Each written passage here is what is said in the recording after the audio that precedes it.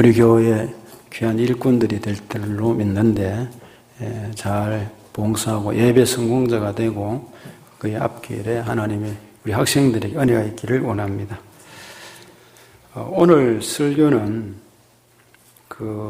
제가 유튜브 가운데 어떤 일 때문에 보다가 이재철 목사님이 세상의 모든 크리스찬에게 드립니다는 영상이 있었어요. 그래서 그 영상을 보면서 밤에 지난주인가 이래 한참 괜히 생각할 점이 많았어요. 그래서 은혜를 받고 메모를 좀 해두었는데 그것을 감동된 것을 같이 좀 나눌까 해서 거기서 중심으로 그 뼈대를 중심으로 오늘 말씀을 나누고자 합니다. 정대원 장로님 얘기를 좀 할까 하는데 제가 직접 미리 전화를 했어야 했는데 그냥 아는 내용, 당뇨 때문에 고생하신 그 얘기입니다. 지난 1년간 정도 이상 당뇨로 고생이 많았어요. 갑자기 당뇨가 심해서 그야말로 몸이 초췌해져가고 음식을 함부로 먹을 수 없고 너무 고생이 많은 걸 우리 교인들이 아십니다. 눈도 거의 실명될 정도로 앞이 잘 보이지 않고 안경을 껴도 그렇고 그래서 수요일날 예배 드릴 때 뒤에 앉아서 보면 위에 후레쉬를 켜가지고 이렇게 보시고 그렇게 했죠. 그래 했는데 근데 하여튼 장로님이 음식을 조절하시고 현미를 또 먹고 그 현미로 떡을 해서 먹고 그리고 채식 위주로 식사하고 그때 당근이며 이런 걸 가지고 와서 점심시간에 다른 분은 밥을 먹는데 성가대원은 옆에 앉아서 장로님 같은 경우에는 뺏어 먹고 말이죠. 그 당근도 먹고 제가 보니까 이 성가대원들이 이 지휘자 거를 막 뺏어 먹는데 저도 물론 그래 봤습니다만 그 부지런히 장로님이 노력하며 기름기를 먹지 않고 밀가루를 먹지 않고 피나는 노력을 했어요. 피나는 노력을 하고 당뇨가 정상이 되었습니다. 눈이 1.0이 되었어요. 안경 지금 안 쪘잖아요. 안경 이제 제법됩니다. 안경 필요 없을 정도로. 우리 늘 책을 보시고 교수가 되셔서 아이들을 가르치고 눈이 아주 나쁜 걸로 알고 있는데 지금 안경 안 끼십니다. 음식도 무엇이든지 먹을 수 있고 감당할 수가 있어요. 이렇게 정상이 회복이 됐습니다.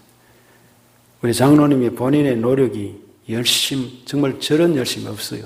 있지만 저는 개인적으로 생각할 때에 하나님의 은혜라고 믿습니다. 이것은 하나님의 신유의 은혜라고 생각합니다. 지키시고 보호하시고 심은 대로 또 거두는 은혜입니다. 우리는 말에 사려 깊다는 말이 있습니다. 이 말은 생각이 깊고 마음이 깊고 깊이가 있다는 말입니다. 그래서 사려 깊다. 좀 어려운 말이기도 합니다. 그런데 좀 더 다른 말로 얘기하면 통찰력이 있다. 통찰력이 있고 영적 안목이 있다고 저는 이렇게 생각할 수가 있습니다. 그래서 사려 깊다는 말이 지금 육신의 눈으로 보는 것만 보는 것이 아니라 통찰력이 있고 영적인 눈이 있어서 그 너머의 일을 본다는 말입니다. 우리 사람은 육신의 눈만 있으면 육신의 눈으로는 시야가 한계가 있잖아요. 시야가 넓어져야 된다는 말은 그 시야 저 너머의 미래의 일까지 볼 수 있어야 된다는 말입니다. 즉 육안과 더불어서 통찰력, 영안이 있어야 합니다. 다윗은 오늘 시편 19편에서 고백하기를 여호와의 교훈은 정직하여 마음을 기쁘게 하고 여호와의 이 교훈, 마음을 기쁘게 하고 계명은, 말씀은 어떻게 되느냐? 눈을 밝게 하신다. 그랬어요. 할렐루야. 이 여호와의 말씀은 눈을 밝게 하신다. 그럼 이 눈을 밝게 하신다는 말이 이 눈은 시야, 눈이 좋게, 시력이 좋게 한다는 그 말뿐이겠느냐. 저는 이 말씀에서 시력도 좋아진다고 믿습니다. 뿐만 아니라 이것보다는 미래, 아까 통찰력, 영안 이런 부분에 목전의 이익만 보고 한쪽 눈으로 살아왔는데, 그런데 하나님의 말씀을 보면서 비로소 두 눈을 가진다는 말입니다. 즉, 두 눈, 지금 나는 이 눈을 가졌지만 보는 이 시각적인 인간적인 눈뿐 아니라 영적 눈, 통찰력, 저 너머의 일, 미래를 볼 줄 아는 이 눈을 가진다, 이 얘기입니다. 한 눈을 현실에 고정하고 한 눈은 과거와 미래를 통찰하면서 내가 하나님을 믿는 믿음으로, 믿는 사람으로 어떻게 살아야 할지를 알게 된다는 말입니다. 이 두 눈을 가졌다는 것은 자각하는 사람만이 인간의 정신세계를 발전시킬 수가 있습니다. 이 두 눈, 통찰력, 영적 눈이 뜨여진 자는 캄캄한 흑암 속에서도 밝아오는 아침을 볼 수 있습니다. 지난 겨울이 때로 추웠습니다. 찬바람이 세차게 몰아치고 얼어붙는 추위 속에서도 개나리가 피는 것을 보고 우리 쉼터교회 저 마당에 홍매화가 피는 것을 볼 수 있는 사람을 말합니다. 벚꽃이 만발하는 봄의 훈기 속에서 낙엽 져가는 때를 바라보고 삶의 순환과 인생을 정리할 줄 알고 여름 속에서 겨울을 대비하는 것입니다. 정적 속에서 폭풍 소리를 듣고 정의구호 속에서 가려져 있는 불의를 보고 모함 속에 있는 진실을 볼 수 있는 것은 말씀으로 눈이 밝아진 사람을 말합니다. 두 눈을 가진 자에게입니다. 갓 태어난 우리 아이에게, 정말 방글방글 웃는 아이 속에 나이 들어 벌써 꼬꾸라져서 정신없이 정말 인생이 끝나가는 그 모습도 볼 줄 아는 통찰력을 말합니다. 왜냐하면 두 눈을 가진 사람은 보이는 것의 외형, 외피뿐 아니라 그 속에 있는 본질을 꿰뚫어 보기 때문입니다. 그래서 두 눈을 가진 사람에 의해서 인간 정신세계가 확장되고 고양되는 것입니다. 또 이 두 눈을 가진 사람들에게 의해서 인간의 문명이 발전하게 됩니다. 유럽의 알프스 산맥의 최고봉이 몽블랑 산이 있습니다. 4,807m입니다. 여기 하나 보여드릴 텐데 몽블랑 산이 4,807m입니다. 예, 이게 지금 나오죠. 이 산인데 이 산에 올라가기 전에 샤몬이라는 마을이 있습니다. 그 몽블랑으로 올라가는 샤몬이라는 마을에서 케이블카가 있습니다. 이 케이블카가 있는데 이 샤몬이 마을에서 올라가기 위해서는 그 케이블카가 올라가서 서는 지점이 3,842m입니다. 좀 전에 그 한번 해주세요. 거기 4번 한번 해주시면 4번, 5번을 케이블 지났어요. 공사, 공업 한번. 이제 저 케이블을 타고 올라가는데 0304를 한번 잠깐 한번 해주세요. 이 샤모니 마을입니다. 공사요. 05 한번 해보세요. 저기 뭐냐면은 이 3,842m, 3,842m인데 거기고 우리나라 백두산이 2,750m니까 직선거리로 올라가는 1km 직선거리로 올라가서 몽블란산으로 올라가게 됩니다. 4,807m까지. 4,810m라고도 합니다. 그 웅장한 몽블랑 산을 사람들이 산악인들만 예전에는 올라가서 구경하고 감탄했던 곳입니다. 다른 사람은 그 밑에서 저 눈 덮인 산 하고 이래 부러워만 했었습니다. 그런데 어떤 평범한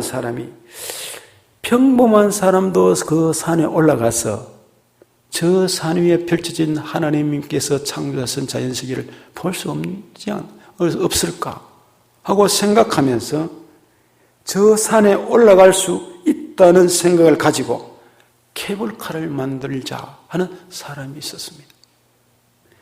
그 케이블카를 어떤 사람이 제일 먼저 만들자고 제안했을 때가 1905년입니다. 그리고 그 계획을 다 짜서 공사를 시작할 때가 1911년째입니다. 그때 우리나라는 어떻습니까? 하늘나방, 정신없이 나라도 기타 미래를 생각할 수 없는 때입니다. 그 공사는 1차 세계대전으로 중단이 되었습니다. 1차 세계대전이 끝나고 2차 세계대전 중에 1940년에 두 번째 공사가 시작이 됐습니다. 그러다가 유럽이 전쟁터로 막 변하면서 다시 중단이 됐습니다. 그러다가 1949년도에 세 번째 공사가 시작이 됩니다. 1955년에 완공이 됩니다. 그러니까 모든 사람은 이 아름다운 몽블랑산을 바라보며 감탄하며 다만 모험을 가진 산악인들만 저곳에 올라가서 4,800m가 되는 4,807m가 되는 그 산을 구경하고 마음껏 누릴 수 있었던 곳을 수많은 사람이 케이블카 값만 내면 올라가서 그 위대한 장엄한 산을 볼 수 있었다는 말입니다. 여러분 산에 올라갔어요. 그 광경 보면 정말 감탄을 하고 하나님의 신비로움을 느낍니다. 은혜를 느낍니다. 저는 캐나다 로키 산맥에 올라갔을 때 삼수리즘을 보았을 때 정말 감동을 먹고 미국에서도 그랜드 캐년이나 기타도 마찬가지입니다만 하나님이 참 세상을 만드셨는데 홍수 사건이 일어난 것이 거기서 실감하게 되는 것입니다. 그러니까 저 산에 케이블카를 놓으면 모든 사람이 산에 올라가 하나님의 작품을 볼 수 있다고 생각한 두 눈을 가진 사람, 통찰력을 가지고 밝은 눈을 가지고 있던 사람이 있었기 때문에 케이블카가 놓여졌고 볼 수 있게 된 것입니다. 여러분 지중해와 홍해를 잇는 수에즈 운하가 길이가 192km입니다. 지중해 있지 않습니까? 이스라엘 지중해. 지금 앞에 색깔로 있는 걸 한번 보여주시겠습니까? 06번이 되어 있는데 앞에 이 확대를 조금 시켜주시면 이게 보면 왼쪽이 이집트 애굽이잖아요. 이집트입니다. 그리고 지금 오른쪽으로 올라가면 저기가 이스라엘로 올라가는데 거기에 중간에 붉은 것으로 표시가 되죠. 이게 수에즈 운하를 만든 곳입니다. 만든 곳인데 이 길이가 192km입니다. 즉 바다를 뚫어서 만들었어요. 서울에서 자동차 거리로 말하자면은 강릉 채 못 미치는 길입니다. 그 수에즈 운하가 시공식을 한 것이 1859년도에 시공식을 했습니다. 완공은 1869년도에 했습니다. 원래 런던에서 배를 타고 저 인도까지 가기 전에 희망국을 돌아서 인도의 뭄바이라고 있습니다. 뭄바이까지 가는 길인데 여기 도표가 나오죠. 지도가 나옵니다. 이 뭄바이로 가는 길인데 이 길이 백길이 19,800km입니다. 멀고 먼 길입니다. 이것은. 그런데 수에즈 운하로 바로 이렇게 뚫고 나가면 6,400km가 절약이 되는 것입니다. 바로 지중해로 수에즈 운하로 와서 그리고 인도로 뭄바이로 가게 되는 것입니다. 뭄바이라는 곳이 있잖아요. 그래서 둘러서 저 아프리카 희망봉으로 밑으로 해서 올라가서 인도로 가면 이거는 엄청난 길인 것입니다.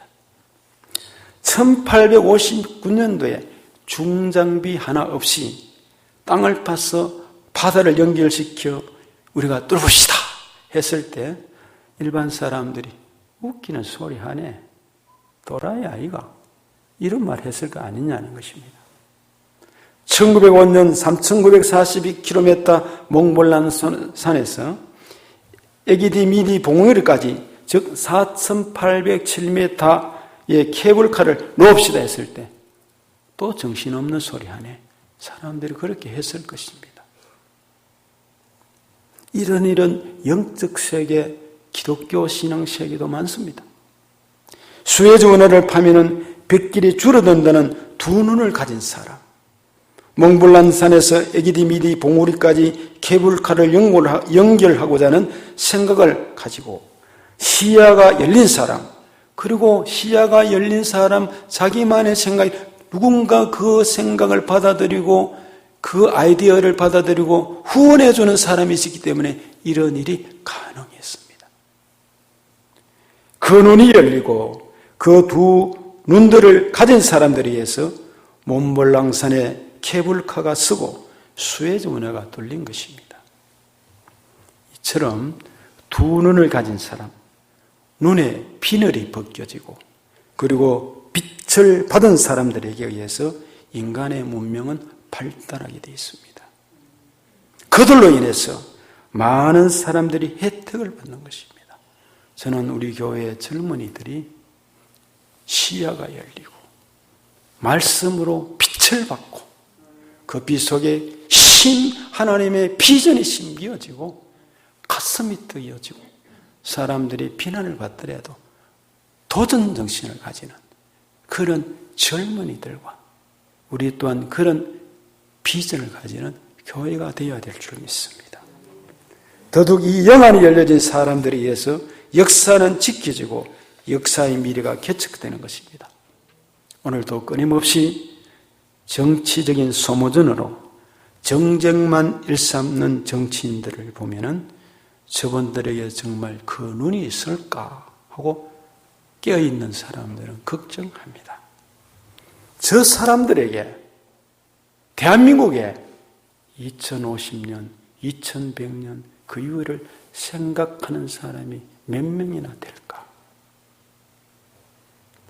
우리 모두 또한 가슴에 손을 얹고 진심으로 물어보고 대답을 한번 해보아야 합니다. 미국은 사람들이 우리 얼마 전에 국방장관과 다녀갔습니다마는 소리 없이 우주시대를 준비하고 많이 준비되어 있습니다. 북한이 핵소리 쳐도요 게임이 안 됩니다. 미국하고 전자무기에다가 뜨면 일시에 북한의 모든 것들을 마비시킬 수가 있습니다. 쏘기 전에 마비를 시켜버리고 소통이 안 되는 가운데 순식간에 폭발시킬 수 있는 이 비행체, 기타 모든 것들이 준비되어 있습니다. 우주과학과 인간의 미래를 준비하고 있다는 말입니다. 여호와의 계명은 순결하여 눈을 밝게 하는도다 했습니다. 여호와의 계명은 순결해서 내 눈을 밝게 한다. 통찰력, 영안이 하나님의 비전을 보게 한다는 것입니다.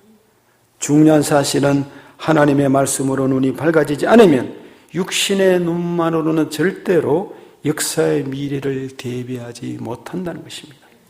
두 눈을 지니고 있을 때만이 그리스도인으로 이 세상에 기하며 살 수 있음입니다.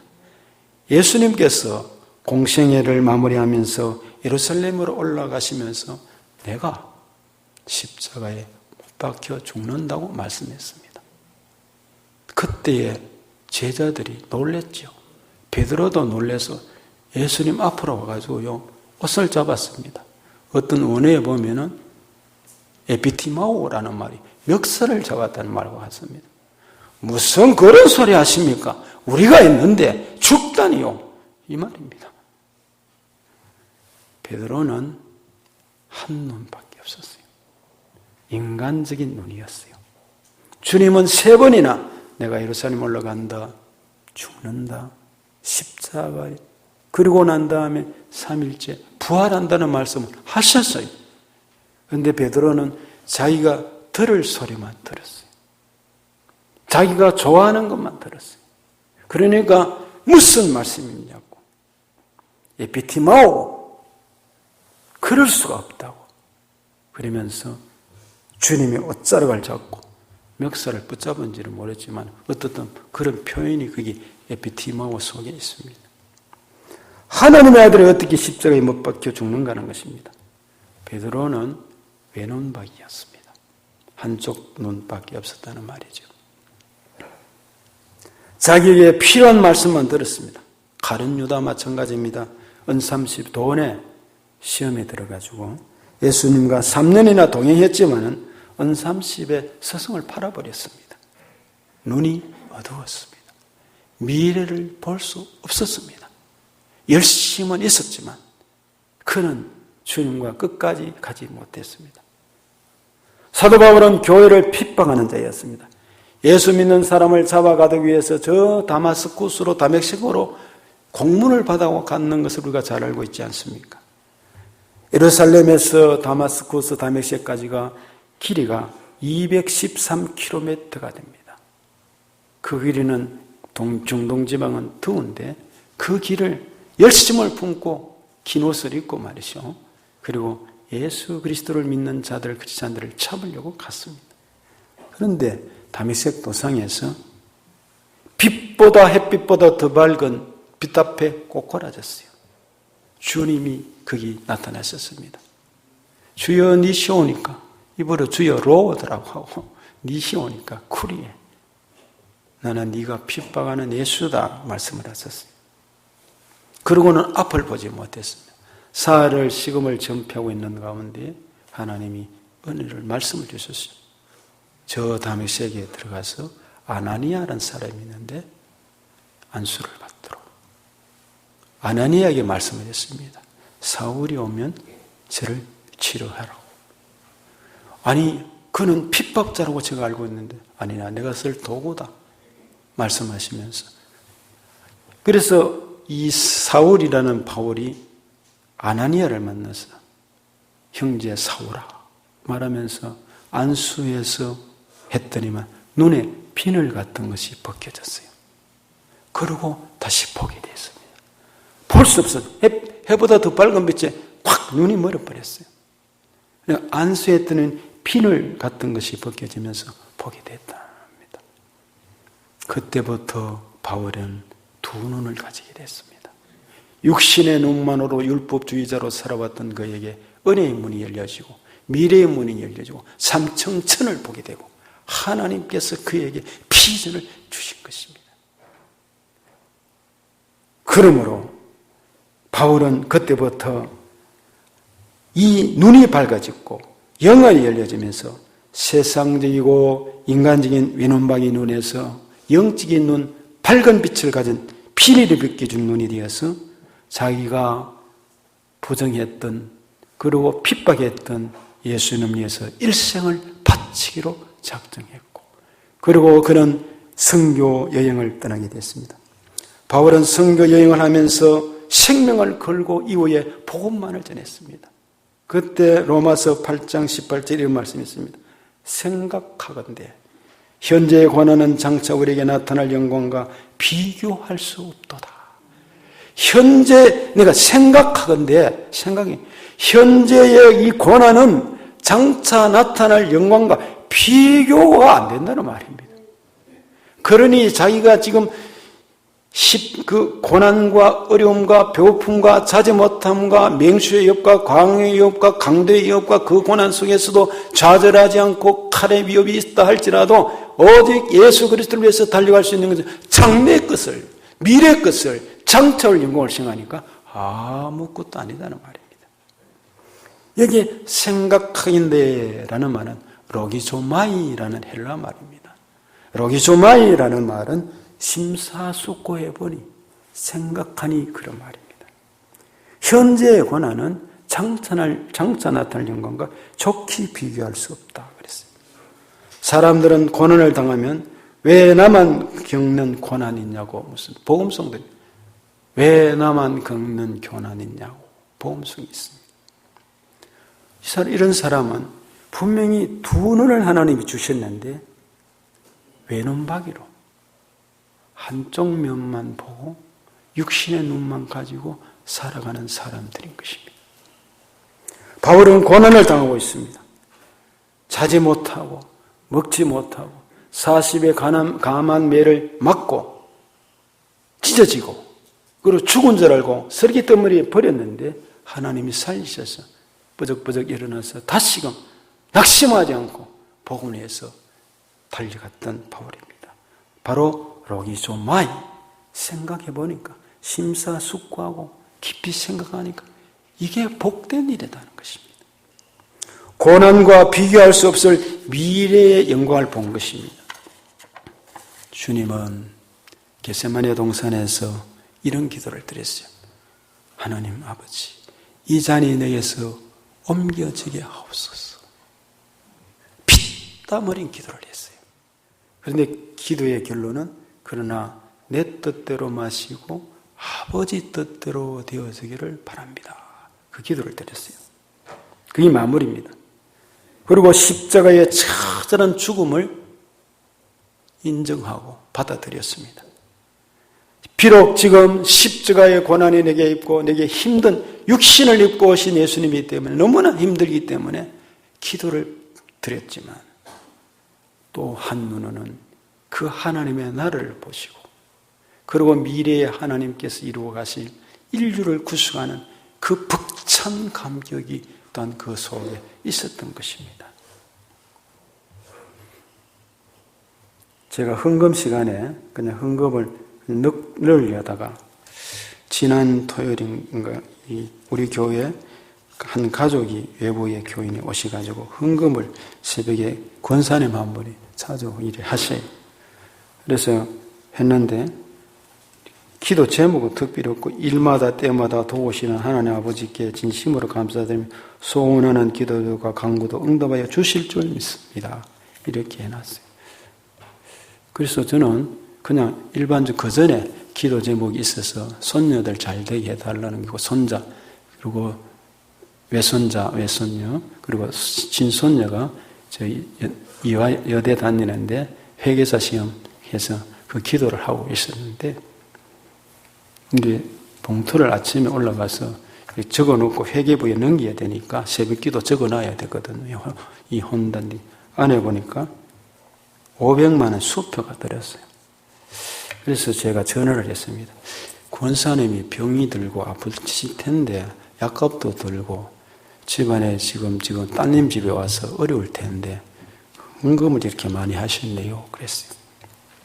그러니까 그 따님 되는 집사님이 어머님은 이제 아버님이 얼마 전에 돌아가셔서 건물이 하나 있었는데 거기서 매월 나오는 수익이 좀 있는데 절제하시고 절약하시고 늘 저축을 하신대요. 그래서 원래 성결교회 다니셨는데 성결교회 다니시면서 늘 그 은혜를 받아가지고 기도하고 봉사하고 저축했다가 헌금하고 늘 그래 해왔다는 겁니다. 그래 추운 겨울날 새벽기도 가족이 나오니까 우리 집 사람이 좀 모셔드리기도 하고 어른이 야맹증이 있어가지고 앞을 잘 보질 못해서 좀 그렇대요. 그래 이제 했는데 어느 날 새벽에 묻더랍니다. 자기가 그 교회 다니는 교회가 이 코로나 시대는 외부로 나가는 돈이 적잖아요. 그래서 저축이 된 것을 여러 가지 그 교회도 큰 교회인데 빚을 많이 갚았대요. 그리고 신통교회는 어떠세요? 그래 묻더래요. 우리도 열심히 노력하고 이런 저런 일이 있었다. 여러분 지난 공동회의 때 했듯이 그런 얘기를 우리 집 사람이 지금 태워주면서 했던가 보죠. 그래요. 하고는 이렇게 헌금을 일부를 했었습니다. 제가 이 얘기 드리는 것은 그냥 무슨 말이냐 하면 그분은 살아온 가정이 보니까 기도와 말씀과 교회밖에 없어요. 야맹증이 있어서 시야는 지금 짧아지고 밤에 잘 볼 수 없다 할지라도 영안이 열린 분입니다. 하나님의 비전을 가신 권사님이라 이 말입니다. 그는 이 땅에 어떤 육신의 정욕 안 보이는 이생의 자랑이 아닌 하나님의 은혜로 살아가는 권사님이시오. 물론 여기 계신 우리 모든 한나전대 어머님들 그렇게 살아오셨고 이 교회를 위해서 충성 봉사하신 분들이고 정인들입니다. 우리는 여기 계시는 분들이 이 눈을 가졌어요. 세상에 미련 없다기보다 이 세상에서 사명을 다하고 살아가는 은혜의 사람들, 살기 위한, 그리고 그 일을 감당하는 우리 모든 성도인 것을 믿습니다. 오늘 우리는 저 공중에 나는 새를 보아라. 저 새가 곡식을 쌓아두느냐? 저들이 길쌈을 하느냐? 그런데 하나님께서 먹이고 입히시는데 하물며 너희일까 보냐? 믿음이 적은 자들아, 저들의 빈 백합화를 보아라. 너는 왜 내 앞에 있는 현안만 보는 외눈박이처럼 사느냐? 한눈으로 들의 백합화를 보아라. 저 솔로몬의 입은 귀한 옷도 백합화만도 못하다 말씀을 하셨어요. 두 눈을 가지고 우리가 외눈박이처럼 살아가면 평생을 하나님 믿는다고 하면서도 하나님 보시기에 좁쌀만한 작은 믿음밖에 되지 않지 않겠는가 생각하면서, 그러므로 하나님께서 우리에게 두 눈을 주셨음을 알고 한 눈은 언제든지 현실을 직시하고 또 한 눈의 카메라는 우리의 과거와 미래를 조명해 보면서 그 너머에 역사하시는 하나님을 바라보고 생각하고 어떤 상황에 처하든지 그 상황에 굴종함이 없이 그 상황 속에서 인간 정신 세계와 문명을 발전시키고 역사의 미래를 대비하고 정쟁만을 일삼아서 나라가 후퇴되는 것이 아니라 누군가에 의해서는 30년, 50년, 100년의 대한민국 미래를 바라보고 한국 교회의 미래를 바라볼 수 있는 다음 세대의 주자들이 일어나도록 기도하고 우리 모두가 이 교회가 소망이 있음을 알고 피난과 여러 가지 피난만 일삼는 그런 삶에서 벗어나서 소망은 이 교회 하나님의 백성들에게 이 눈이 빛을 받은 사람들에 의해서 이 모든 것들은 발전되어 간다는 분명한 사명의식을 가지고 믿음으로 살아가는 우리 모든 성도들이 되시기를 축복합니다.